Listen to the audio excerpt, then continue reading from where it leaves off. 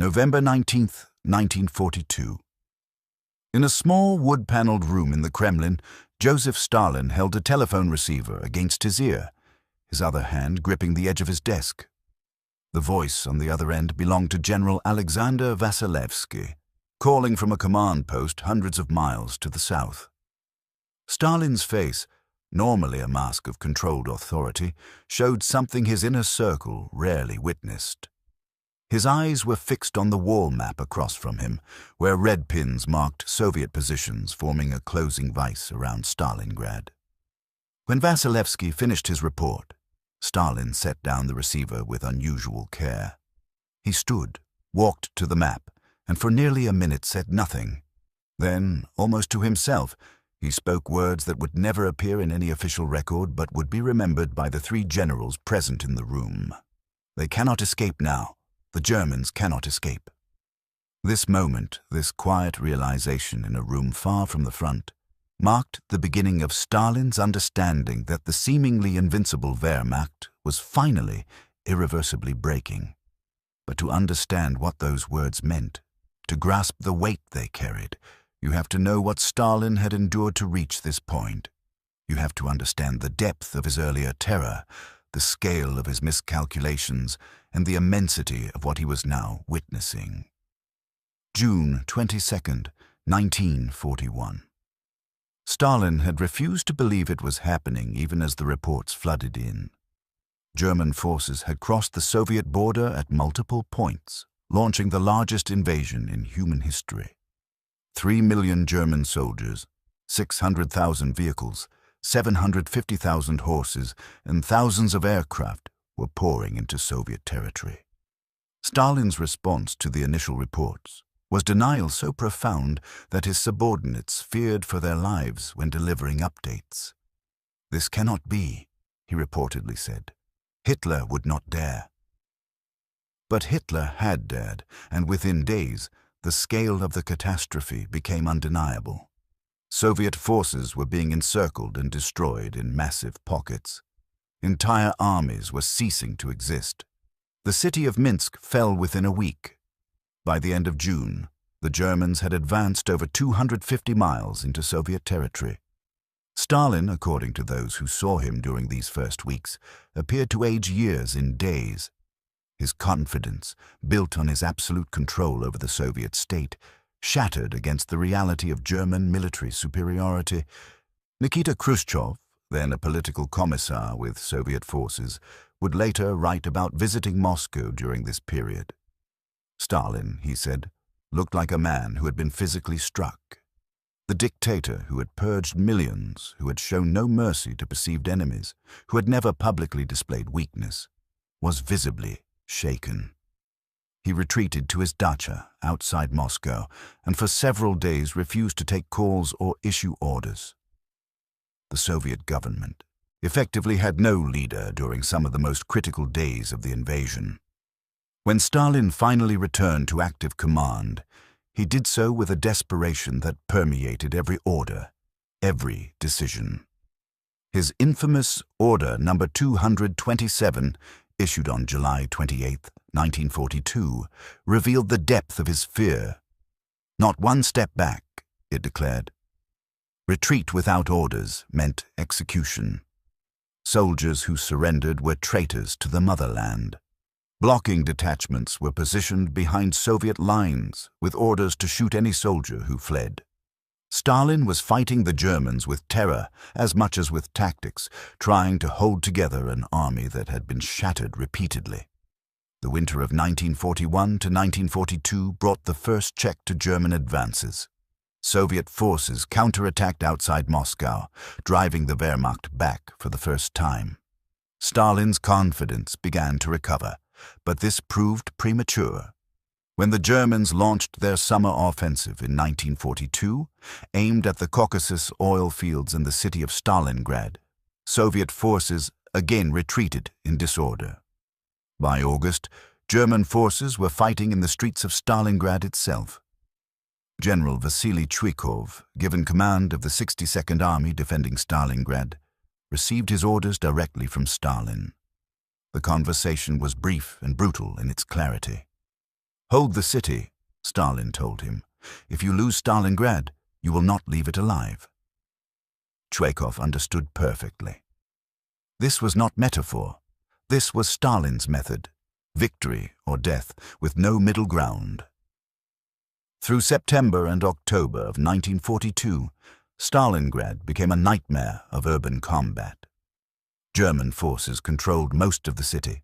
Soviet defenders clung to narrow strips along the Volga River, sometimes holding positions measured in dozens of yards.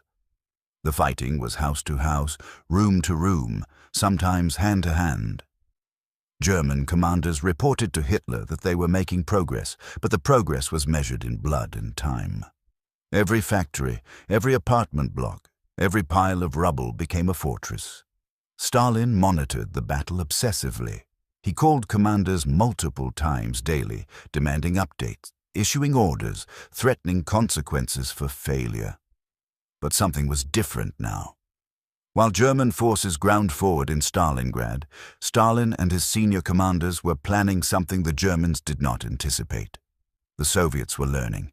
General Georgy Zhukov, Stalin's most trusted military mind, had been studying the German positions around Stalingrad. The German Sixth Army, commanded by General Friedrich Paulus, had pushed deep into the city, but in doing so, it had created a salient, a bulge in the front lines. The flanks of this salient were held not by German forces, but by Romanian and Italian armies, less well-equipped and less experienced. Zhukov saw the vulnerability. He brought his analysis to Stalin in September. The meeting was tense. Stalin, burned by so many failures, was skeptical of ambitious plans. But Zhukov was persistent. A massive counter-offensive, he proposed, striking at the weak points on the flanks, could encircle the entire German Sixth Army. It would require enormous resources, complete secrecy, and perfect timing. Stalin listened. For the first time in the war, he was hearing a plan that did not involve desperate defense or limited counterattacks. This was something different. This was thinking on the German scale. Stalin approved the plan, but with characteristic caution. The operation, codenamed Uranus, would require months of preparation. Troops had to be assembled without the Germans noticing. Supplies had to be stockpiled. The timing had to be perfect. And through it all, the defenders in Stalingrad had to keep the Germans focused on the city itself, had to prevent them from noticing what was building on their flanks. Zhukov's men held.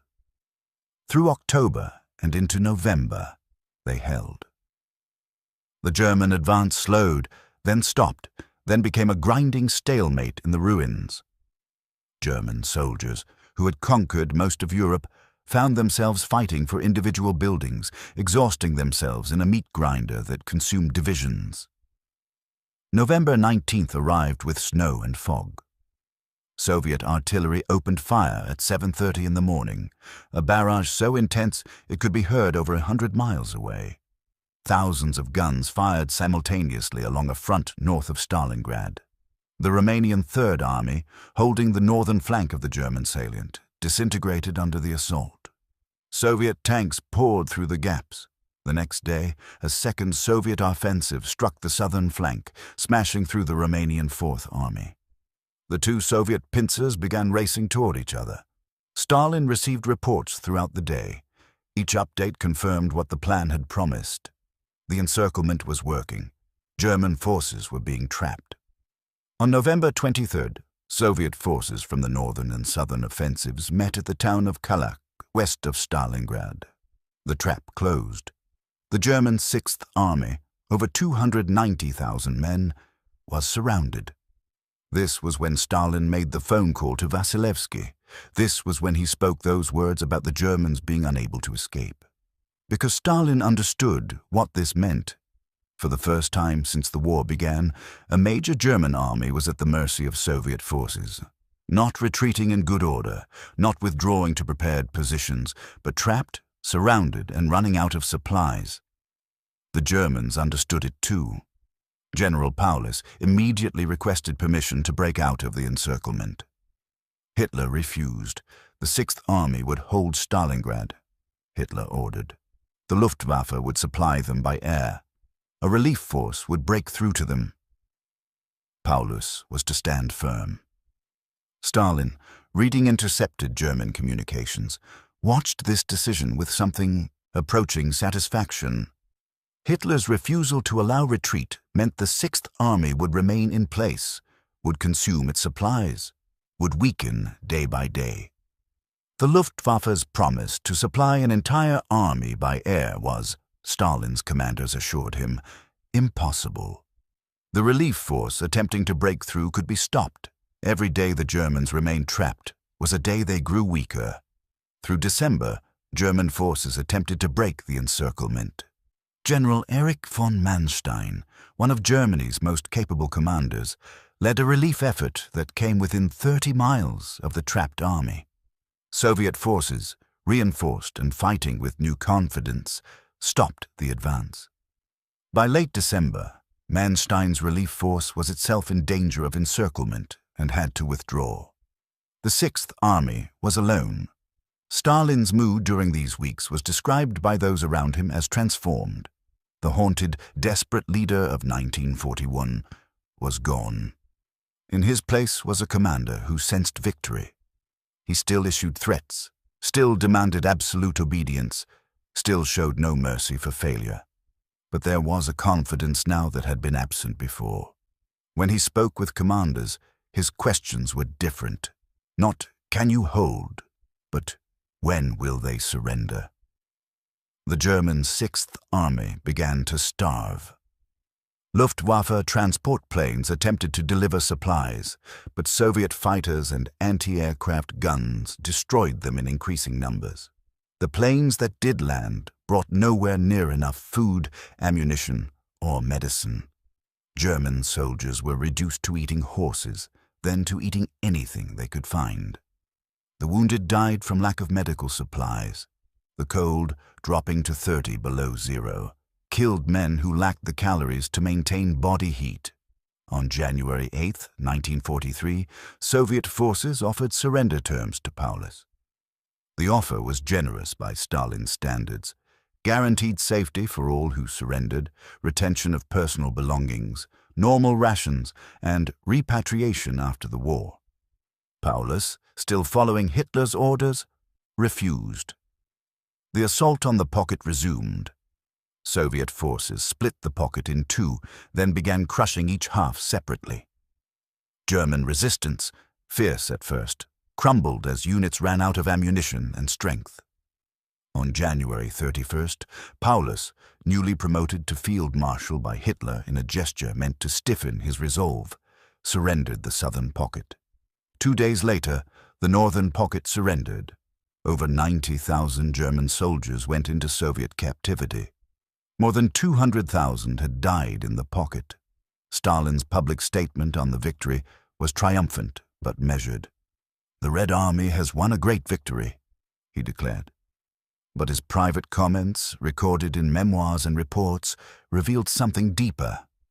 "The myth of the invincible German army is destroyed," he told a gathering of commanders. "The Germans can be beaten. The Germans will be beaten."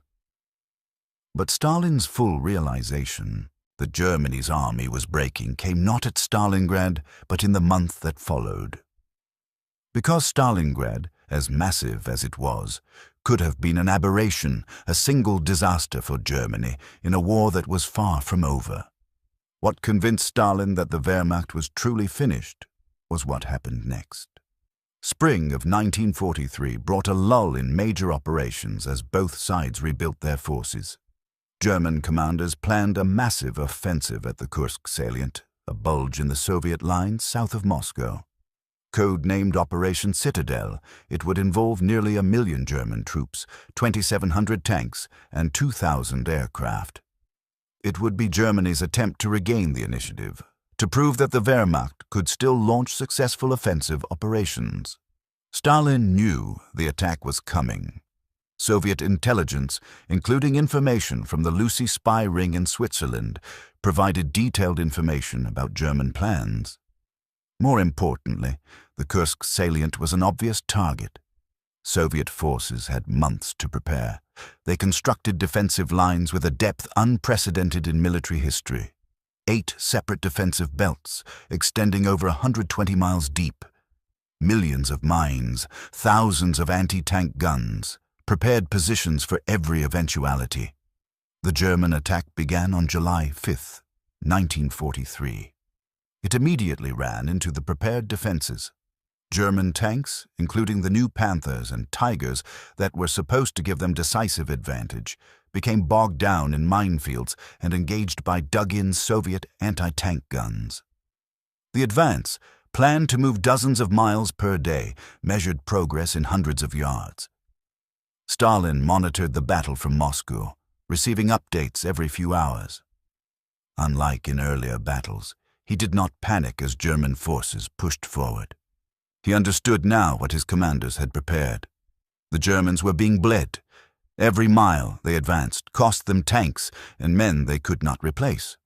The Soviet defenses were absorbing the attack, channeling German forces into killing zones, destroying the Wehrmacht's offensive power. The Battle of Prokhorovka on July 12th became the largest tank battle in history. Over 1,500 tanks engaged in a single day. The fighting was chaotic and brutal, with Soviet and German tanks firing at point-blank range. The battle ended without a clear victor, but that was the point.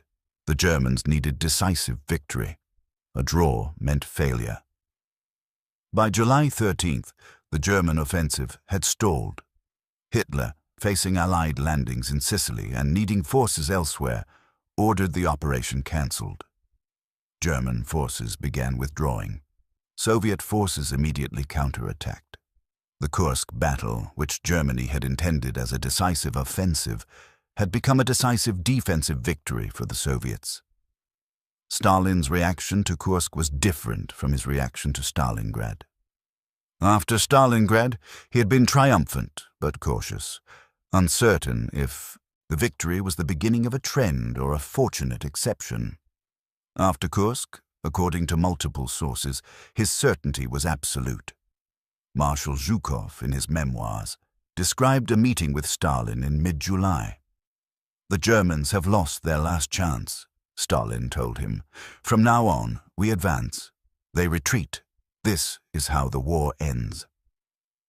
The statement proved prophetic. From July 1943 onward, Soviet forces were almost continuously on the offensive. German forces fought skillfully, conducting fighting retreats, inflicting heavy casualties, but they were always retreating. The Wehrmacht never again launched a major offensive operation on the Eastern Front. Stalin's public speeches during the latter half of 1943 reflected his growing confidence. On November 6, 1943, the anniversary of the revolution, he declared that the Red Army has seized the initiative and will not surrender it. The statement was not bombast. It was recognition of a military reality that Stalin now fully understood. But what exactly did Stalin understand? What did he see that convinced him Germany's army was breaking? First, he understood that Germany had reached the limits of its manpower. The losses at Stalingrad and Kursk, combined with continuous attrition along the entire Eastern Front, meant Germany was running out of trained soldiers. Soviet intelligence reported that German divisions were being rebuilt with younger and older men, with troops from occupied territories, with anyone who could hold a rifle. The quality of German infantry was declining. Second, Stalin saw that Germany's material advantages were disappearing. Soviet factories, relocated beyond the Urals and running at full capacity, were producing more tanks, more aircraft, more artillery than German industry. The T-34 tank, once outmatched by German armor, was being produced in numbers that overwhelmed German defenses. Soviet artillery, organized in massive concentrations, could deliver firepower that German forces could not match. Third, and perhaps most importantly, Stalin recognized that Soviet commanders had learned how to fight. The Red Army of 1941 had been led by officers who survived Stalin's purges by being politically reliable rather than militarily competent. Many of the best Soviet commanders had been executed in the late 1930s. But war is a brutal teacher. The officers who survived the disasters of 1941 and 1942 were survivors because they could adapt, could learn, could fight effectively. Zhukov, Konstantin Rokossovsky, Ivan Konev, and others had studied German tactics and developed counters. They understood combined arms warfare. They could plan and execute operations on the German scale. Stalin's conversations with these commanders changed. In 1941, he had issued orders and demanded obedience. By late 1943, he was having discussions, asking questions, accepting advice. This shift, subtle but significant, indicated his growing confidence in both his commanders and his army. There was another factor in Stalin's realization, one that was psychological rather than military. Stalin understood that the German army's greatest weapon had been its reputation for invincibility. German soldiers had fought with the confidence that they could not be beaten. Soviet soldiers in the early war had often broken and run when facing German attacks because they believed resistance was futile. Stalingrad and Kursk shattered this psychological dynamic. German soldiers now knew they could be surrounded, could be defeated, could be destroyed. Soviet soldiers knew they could win.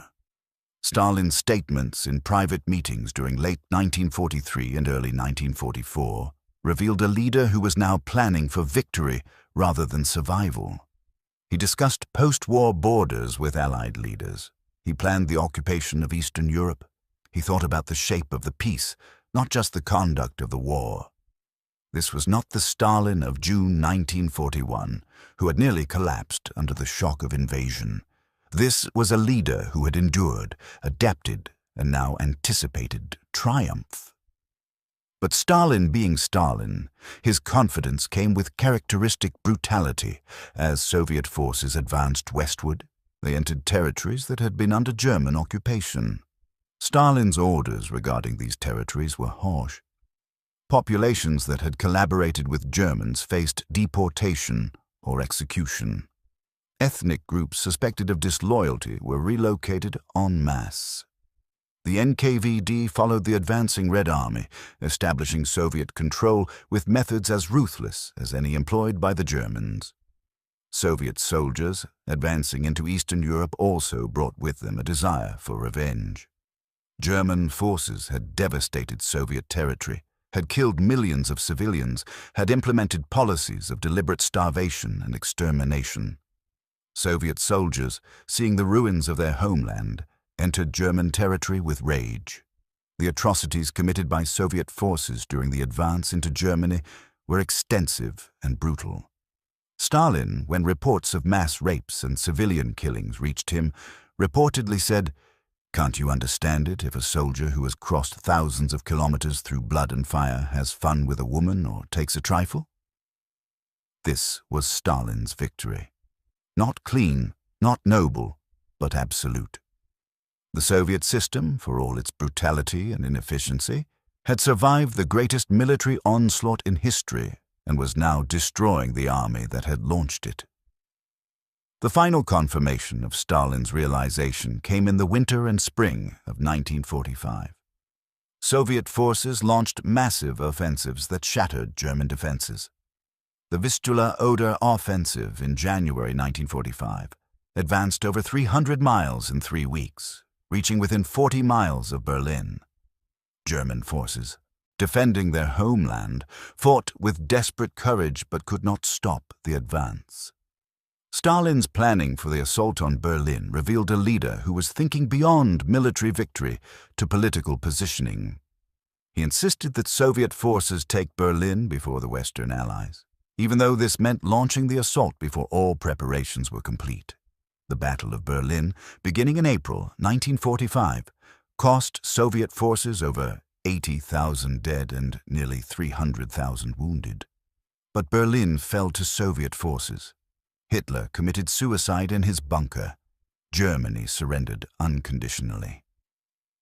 On May 9, 1945, Stalin addressed the Soviet people. His speech was triumphant, declaring total victory over fascism.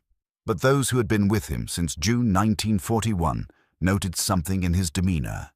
The tension that had defined him through the war years was gone. He had led the Soviet Union through its greatest crisis and emerged victorious. The cost had been staggering. Over 27 million Soviet citizens dead. Entire cities destroyed.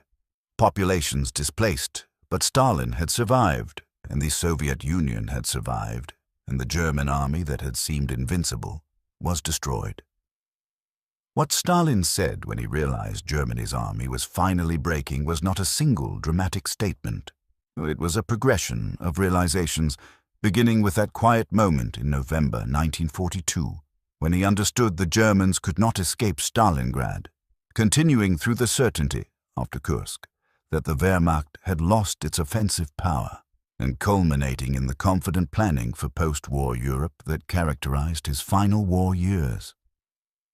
Stalin's words to his commanders in those years revealed a man who had passed through terror and emerged with brutal confidence. "The Germans are finished," he told a gathering of officers in early 1944. "They fight well still, but they cannot win. Every day they are weaker. Every day we are stronger. This is mathematics, not hope." And it was mathematics. The Soviet Union, with its vast population and resources, its relocated industries producing weapons in quantities Germany could not match, its growing military competence and its absolute willingness to accept casualties that would have broken other nations, had become a military machine that the Wehrmacht could not stop. Stalin's realization that Germany's army was breaking was the realization that his gamble had paid off. His purges of the officer corps had nearly cost him everything in 1941. His insistence on standing firm rather than conducting strategic retreats had led to massive encirclements and losses. His brutal methods of maintaining discipline had killed thousands of his own soldiers, but in the end, the Soviet system had proven capable of absorbing punishment that would have destroyed other nations and emerging stronger. The final words on this subject perhaps belong to Zhukov, who knew Stalin as well as any military commander.